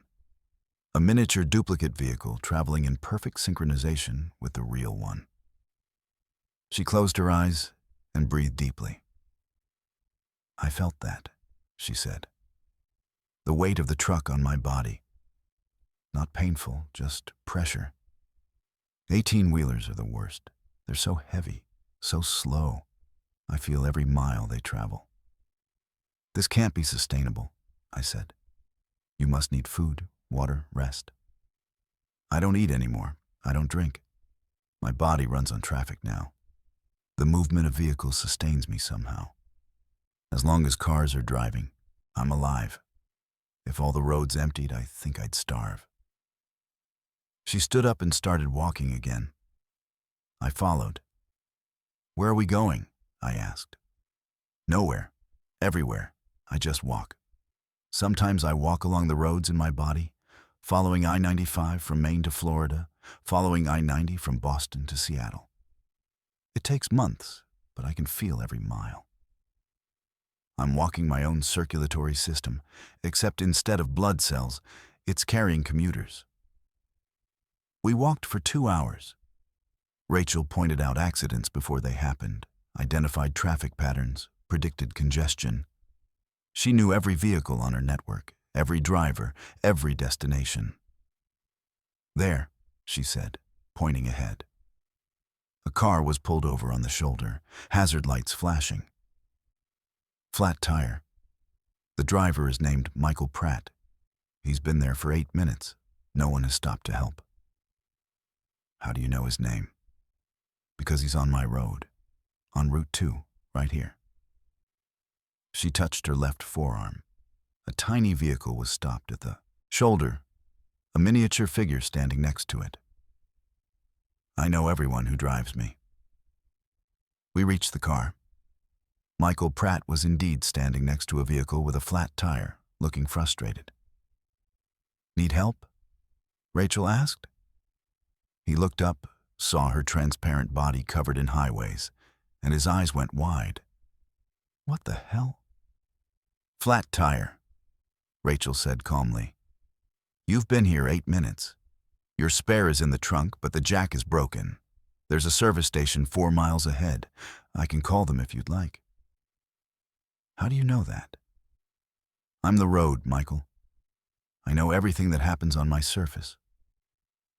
He stared at her, then at me, then back at the road. I'm hallucinating. The heat. I'm seeing things. You're not hallucinating. I'm Rachel Kim, and I'm the Eastern Seaboard Highway Network made flesh. I can see you because you're driving on Route 2, which runs through my left arm. Your vehicle appeared on my skin when you entered my network at mile marker 47, and you'll disappear when you exit at mile marker 89. Michael slowly walked around her, staring at the highways visible through her body. This is impossible. Yes, Rachel said, but here I am anyway. I called the service station. A tow truck arrived 30 minutes later. Michael kept staring at Rachel, unable to process what he was seeing. When the truck drove away with his car, Rachel touched her forearm and smiled sadly. He's gone. Off my network. I can't see him anymore. That's the only peace I get. When vehicles exit my roads, they disappear from my awareness. For a moment, there's less traffic, less pressure. Then new vehicles enter, and the burden continues. We walked until sunset. Rachel's body glowed in the fading light. The highways visible through her skin were lit by thousands of tiny headlights as evening traffic began. I light up at night, she said, like a city seen from space. All the headlights on my roads make me luminous. She was right. As darkness fell, as Rachel became a constellation of moving lights, a human traffic map glowing with the combined illumination of hundreds of thousands of vehicles. It's beautiful, I said. It's a prison. A beautiful, endless prison made of traffic and asphalt, and the constant movement of people I'll never meet but always feel. She turned to face me, her body a glowing network of light. Catherine, if you ever find out how I became this, if you ever discover a way to reverse it, please tell me. I want to be human again. I want to stop being a road. I'll try, I said. She smiled, the first genuine smile I'd seen from her. Thank you. Now I have to keep walking. I-95 is developing congestion near Bridgeport. I need to feel it, understand it, maybe prevent the accidents I can sense building. That's my purpose now. I'm a road. Roads don't rest. She walked into the darkness, her glowing body visible for a quarter mile before the night swallowed her. I never saw Rachel Kim again.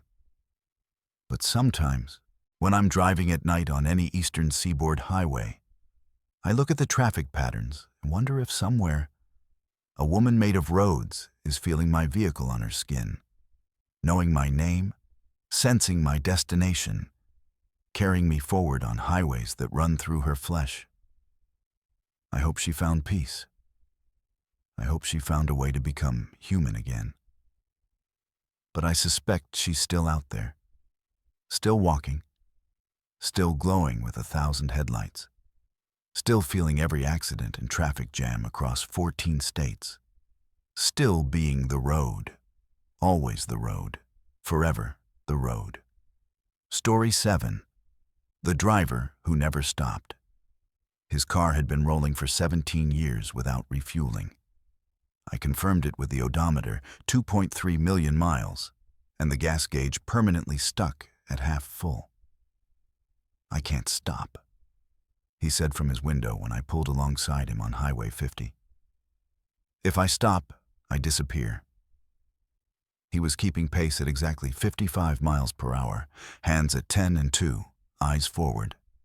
This car was a 2007 Camry, meticulously maintained despite the impossible mileage.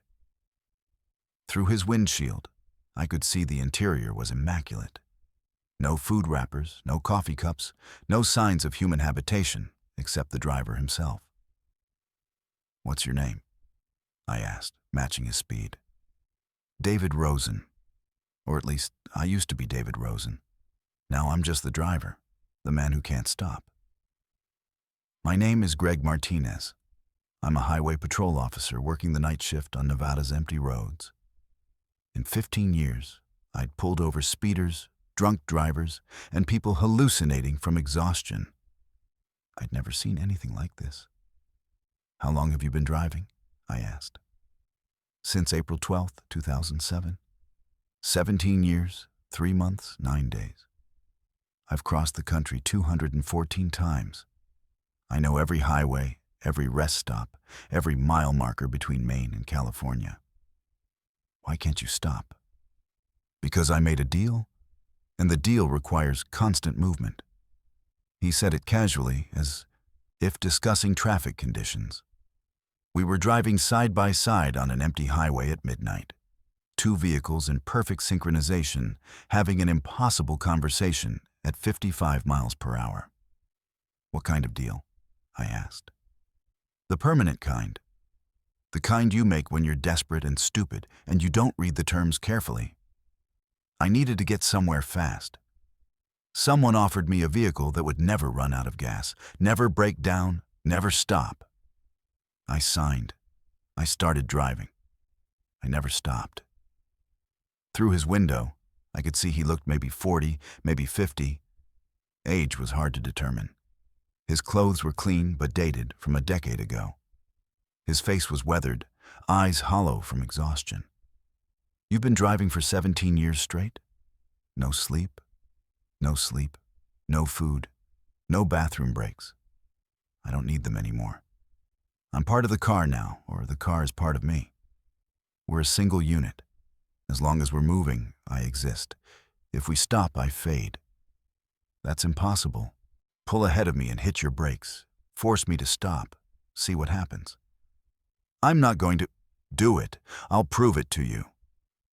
Against my better judgment, I accelerated ahead and tapped my brakes. David's Camry slowed. At exactly 20 miles per hour, I saw him start to fade. Not gradually, instantly. His solid form became translucent, see-through, like a hologram losing power. The car remained solid, but the driver was disappearing. I sped up. David sped up.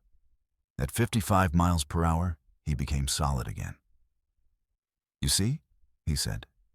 "Below 20 miles per hour, I cease to exist.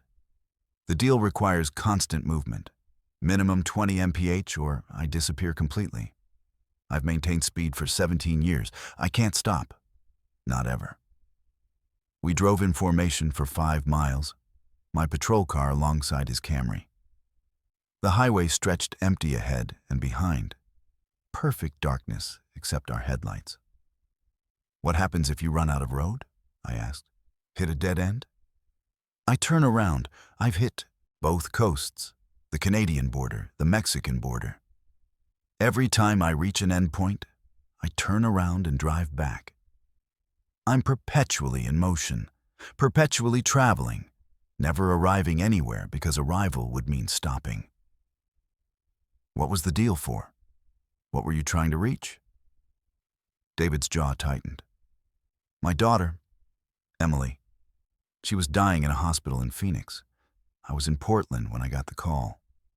22 hours of driving, and she had maybe 6 hours left. I couldn't get there in time. Then someone appeared at a rest stop, a man in a gray suit, and he offered me a solution." A man in a suit. He said he could give me a vehicle that would get me there instantly. No traffic, no delays, no stops.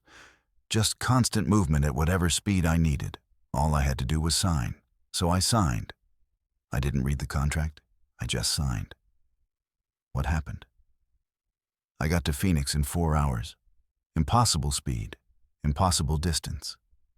I walked into the hospital, and Emily was still alive. I held her hand. I told her I loved her. She died 20 minutes later, with me there. Then I went back to my car, and I couldn't get out. My hand wouldn't release the steering wheel. My foot wouldn't leave the pedal.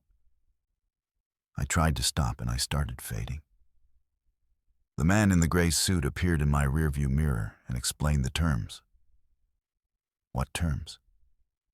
The vehicle would never stop running. It would never need fuel or maintenance. It would travel any distance at any speed. But I would be bound to it. I would have to drive constantly, forever, maintaining minimum speed or ceasing to exist. The contract wasn't for a trip. It was for perpetual motion. We passed mile marker 127. David's odometer clicked over another mile, 300, 043. You've been driving for 17 years to pay for 4 hours? I asked. 17 years so far. The contract has no end date. I might drive forever, or until the car finally breaks down, which violates the terms of the deal and probably means something worse than fading. I don't know. I've never tested it. There has to be a way to break the contract. I've tried. I've driven to lawyers, shown them the contract, or tried to. The moment I stop moving below 20 mph to have a conversation, I start disappearing. People can't help someone who fades from existence when they slow down. I'm trapped in perpetual motion. We drove in silence for several miles. I was trying to process what I was hearing, what I was seeing. A man bound to a car, cursed to drive forever, paying an eternal price for 4 final hours with his daughter. Do you regret it? I asked. Every minute, every mile. But I also don't regret it. I got to say goodbye to Emily. I got to be there when it mattered. Was that worth eternal driving? I don't know. Ask me in another 17 years. How do you not go insane? Who says I haven't? He smiled, a tired, broken smile. I talk to myself. I memorize highway markers. I count miles. I make up stories about other drivers I pass. I've driven this country so many times, I can tell you every detail of every route. Where the pavement changes texture, where the best sunrises are, which rest stops have clean bathrooms, even though I'll never use them. You're a ghost, a highway ghost. I'm a driver. That's all I am now. That's all I'll ever be. We approached a highway split. 50 continued east, while I needed to exit north. I have to go, I said. My shift ends in 3 hours. Lucky you, having an end point. David kept his eyes forward. I'll keep driving. East tonight, maybe west tomorrow. Doesn't matter. Every direction is the same when you never stop. Is there anything I can do to help you? Remember me. Remember David Rosen, who made a stupid deal and became the man who can't stop. Maybe someday someone will figure out how to break this curse. Until then, I'll keep moving. Good luck, I said. Luck is for people who stop long enough to receive it. I just drive. I took my exit. In my rearview mirror, I watched David's Camry continue east, tail lights shrinking to red points in the darkness. 55 miles per hour. Constant speed, eternal motion. I filed no report. Who would believe it? Instead, I started paying attention to the long-distance drivers, the vehicles that appeared on highways again and again, always moving, never stopping at rest areas or gas stations. I saw David's Camry 3 more times over the next 2 years. Once on I-80 in Wyoming, once on I-40 in New Mexico, once back on Highway 50 in Nevada. Always 55 miles per hour, always eastbound or westbound, always with David behind the wheel, hands at 10 and 2, eyes forward. The third time, I pulled alongside him and waved. He waved back, a weary gesture of recognition. Then I had to slow for traffic, and he maintained speed, pulling ahead, disappearing into the flow of vehicles. I haven't seen him since, but I think about him every time I work the night shift. I imagine him out there somewhere on America's highways, perpetually in motion, unable to stop, paying forever for 4 hours with his dying daughter. 2.3 million miles when I met him. He's probably past 3 million now. Maybe 4. The odometer just keeps climbing. The gas gauge stays at half full. And David Rosen drives on. Because stopping means fading, and fading means losing even the memory of those final 20 minutes with Emily. Sometimes I calculate how far he's traveled. At 55 miles per hour, driving constantly for 17 years, he's circled the Earth 93 times. He's driven to the moon and back almost 5 times. He's covered enough distance to reach Mars at its closest approach. But he hasn't gone anywhere. He just drives America's highways, east and west, north and south, the same routes endlessly repeated. A prisoner of perpetual motion. A ghost made of velocity and desperation and a father's love that wouldn't accept being too late. I hope he finds an end someday. A loophole, a solution, a way to stop without fading.